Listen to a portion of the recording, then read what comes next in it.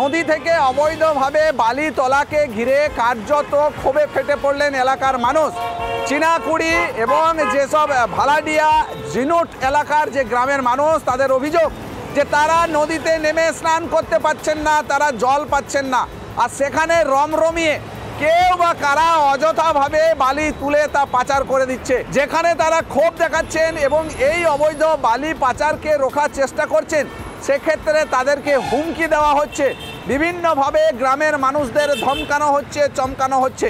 সেই গ্রামের মানুষ তারা ক্ষোভে একেবারে নদীর ঘাটে গিয়ে নদীতে যেখানে বালি তোলা হচ্ছে সেই বালি যারা গাড়ির চালক তাদেরকে গাড়ি থেকে নামিয়ে দেয় এবং গাড়ি আটকে দেয়। মাফিয়াদের দাপট একেবারে গ্রামের মানুষের মুখ থেকে যেটা শোনা যাচ্ছে যে অবৈধ বালি যেন তেনভাবে অবৈধভাবে সেগুলোকে পাচার করা হচ্ছে, দিন রাত নিয়ে যাওয়া হচ্ছে। আসানসোল থেকে মোহনের সঙ্গে ব্রজ ব্যানার্জি, রিপাবলিক বাংলা।